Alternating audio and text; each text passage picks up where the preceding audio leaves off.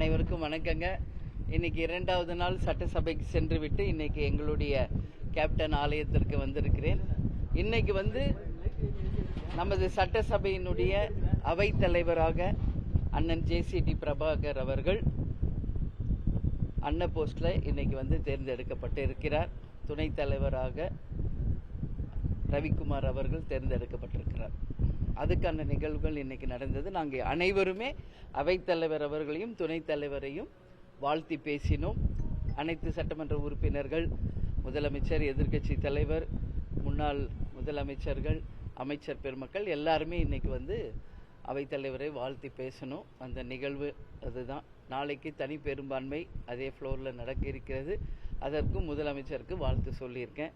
இதுதான் இன்றைய நிகழ்வு. நீங்கள் எதுவும் கேட்கணும்? இல்லை, எல்லா கடையும் மூடல. 717 கடைகள் ஸ்கூல் பக்கத்திலையும் கோவில் பக்கத்திலையும் இருக்கின்ற 717 மதுபான கடைகளை மூடப்பட்டு இருக்கிறது என்கின்ற செய்தி தமிழக மக்கள் அனைவருக்குமே ஒரு இனிப்பான செய்தி, வரவேற்கக்கூடிய செய்தி, போற்றுதலுக்குரிய செய்தி. ஆனால் இன்னைக்கு இன்னும் ஆயிரக்கணக்கான டாஸ்மாக்குகள் தமிழ்நாடு முழுக்க இருக்கிறது. ஸ்டெப் பை ஸ்டெப் எல்லாமே கண்டிப்பாக குறைக்கப்பட்டு போதை இல்லாத ஒரு தமிழ்நாடை தான் தேசிய முற்போக்கு திராவிட கழகமும் எங்கள் நிறுவன தலைவர், எங்கள் அன்பு தலைவர் கேப்டன் அவர்களும் அதை தான் வலியுறுத்தினார். அதுதான் எங்களுடைய வழி. எனவே போதையில்லா ஒரு தமிழகம் நிச்சயம் உருவாக வேண்டும். அதே போல பெண்களுக்காக ஒரு அதிரடிப்படையை இன்னைக்கு அறிவிச்சிருக்காங்க.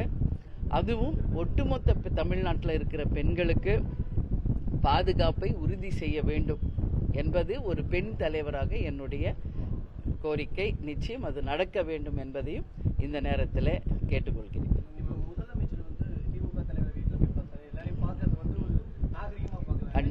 கண்டிப்பாக இது வரவேற்கக்கூடிய ஒரு விஷயம். அரசியல் மாண்பு, அரசியல் நாகரிகம். எதிர்கட்சிகளை அவையில் கருத்துகளில் தான் எதிரெதிராக நம்ம விவாதிக்க முடியும். யாருக்காக?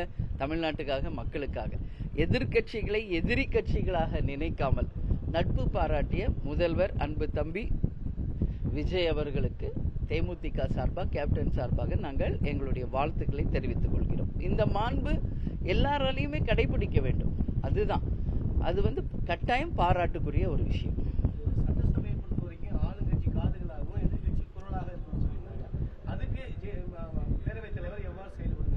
நான் இன்னைக்கு நான் இன்னைக்கு என்னுடைய உரையிலேயே தெளிவாக நான் பதிய வச்சுட்டு வந்திருக்கேன். ஆணாக இருந்தாலும் அவைக்கு அன்னையாக இருந்து சரிசமமாக ஆளும் கட்சிக்கும் எதிர்கட்சிக்கும் நீங்கள் உரிய உரிமையை தர வேண்டும் என்று என்னுடைய கருத்தை நான் ஆழமாக பதிய வைத்திருக்கிறேன். அதே போல கேப்டன் அவர்கள் இருந்தபோது சொன்னது போல நேரலையிலே தமிழ்நாட்டில், அதுவும் சட்டசபையில் நடக்கின்ற நிகழ்வுகள் தமிழகம் முழுவதுமே நேரலையில் ஒளிபரப்ப வேண்டும் என்ற கேப்டனின் கனவு, கோரிக்கையும் நாம் இன்னைக்கு பதிய வச்சிருக்கிறேன். வெறும் ஆளுங்கட்சி பக்கம் மட்டும் கேமராவை வைக்காம சட்டசபை முழுக்க என்ன அவையில் நடக்கிறதோ அதை நேரலையில் தமிழ்நாடு மக்கள் அனைவரும் அறியும் வகையில கட்டாயம் அவைத்தலைவர் செய்யணும்னு சொல்லி நான் கேட்டிருக்கேன். ஏன் அந்த கோரிக்கை கேப்டன் வச்சாரு, ஏன் அதையே நான் வழிமொழிகிறேன் என்றால், இன்னைக்கு சட்டசபை என்பது தமிழக மக்களின் வரி பணத்தால் நடத்தப்படுவது. எனவே தமிழக மக்களுக்கு இந்த அவையில் என்ன நடக்கிறது என்பது கட்டாயம் தெரியணும். அதனால தான் இன்னைக்கு கேப்டன் அவர்கள் சொன்ன வழியில நானும் நேரலையில் சட்டசபையில் நடக்கும் நிகழ்வுகள் தமிழகம் முழுவதும் எதுவும் எடிட் செய்யாம ஒருதலை பட்சமாக இல்லாமல் நிச்சயமாக காண்பிக்கணும் என்ற கோரிக்கையை நான் வைத்திருக்கிறேன். நிச்சயமாக அவைத் தலைவர் அவர்கள் அதை செய்வார் என்று நம்புகிறேன்.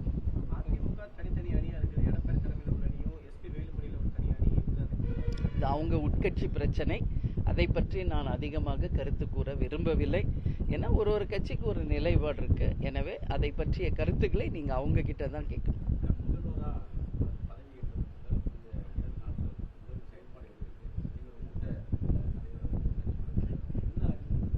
இல்ல, அறிவுறுத்தல ஒன்றும் யாருக்கு தேவையில்லை. எல்லாருக்கும் எல்லாம் தெரிஞ்சதுதான். நான் இன்னைக்கு தேமுதிகவின் பொதுச் செயலாளராக, கேப்டன் ஒரு எதிர்க்கட்சி தலைவராக அங்கே செயல்பட்டதன் விளைவா நான் சபையில் நான் இன்றைய முதல்வர் அன்பு தம்பி விஜய் அவர்கள் நேற்று பதவியேற்றிருக்கிறார். இன்னைக்கு அவை முனைவரை தேர்ந்தெடுத்திருக்கிறோம். அன்னைக்கு ஃபர்ஸ்ட் டேவே அவர் 3 வாக்குறுதிகளை நிறைவேற்றும் வண்ணம் கையெழுத்திட்டிருக்கிறார்.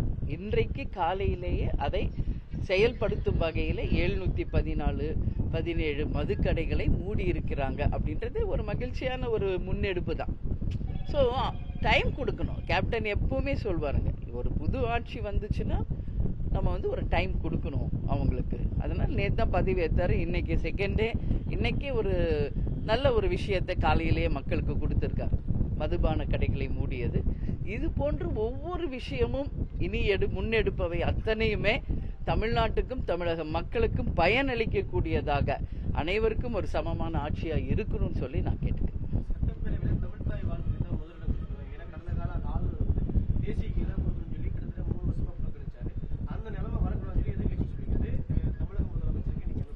இன்னைக்கு என்னுடைய குரல் தான் அதை முதலில் பதிய வச்சது.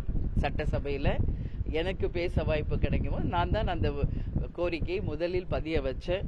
இது தமிழ்நாடு, தமிழகம். எனவே இங்கு தமிழுக்கு தான் முன்னுரிமை. எனவே அரசு நிகழ்வுகள் எதுவாக இருந்தாலும், அது சட்டசபையாக இருந்தாலும் தமிழ்நாடு முழுக்க நடக்கின்ற எந்த அரசு நிகழ்வாக இருந்தாலும் அதற்கு முதல் தமிழ்தாய் வாழ்த்துக்கு தான் முதல் முன்னுரிமை தரணும். அதற்கு பிறகுதான் தேசிய கீதம் மற்றவை என்பதை நான் இன்னைக்கு என்னுடைய உரையிலேயே அவையிலேயே இதை பதிய வைத்திருக்கிறேன். இதையே தான் எதிர்க்கட்சி தலைவர் அன்பு தம்பி உதயாநிதி அவர்களும் தன்னுடைய உரையிலே சொல்லியிருக்கிறார். நிச்சயமாக அதை ஆளும் கட்சியை சேர்ந்த இன்றைய முதல்வர் விஜய் அவர்கள் அதை ஃபாலோ பண்ணணும், அவைத்தலைவர் அவர்களும் அதை ஃபாலோ பண்ணணும் என்று தேமுதிக சார்பாக நான் வலியுறுத்தி கேட்டுக்கொள்கிறேன். ஆமாங்க, அதுக்கு இன்னைக்கே நான் சொல்லிட்டு வந்துட்டேன். அவையிலேயே நான் சொல்லிட்டு வந்திருக்கேன். நாளை தனி பெரும்பான்மையை நிரூபிக்கின்ற நாள். நிச்சயமாக எங்கள் தம்பி விஜய் அவர்கள் தனி பெரும்பான்மையை நிரூபித்து சிறந்த ஆட்சியை தமிழ்நாட்டுக்கும் மக்களுக்கும் நடத்த வேண்டும் என்று என் வாழ்த்துக்களை இன்னைக்கு நான் பதிய வச்சுட்டு வந்திருக்கேன். எனவே நாளை பார்ப்போம் என்ன நடக்கிறது என்பது அரசியலில் நாளை என்பதே ரொம்ப லாங்குன்னு ஒரு கருத்து இருக்கு. So we will see tomorrow. Okay, சரி, இன்னும் எங்களுக்கு நியூஸ் வரலைங்க, வந்தால் நாங்கள் சொல்கிறோம். ஓகே, நன்றி.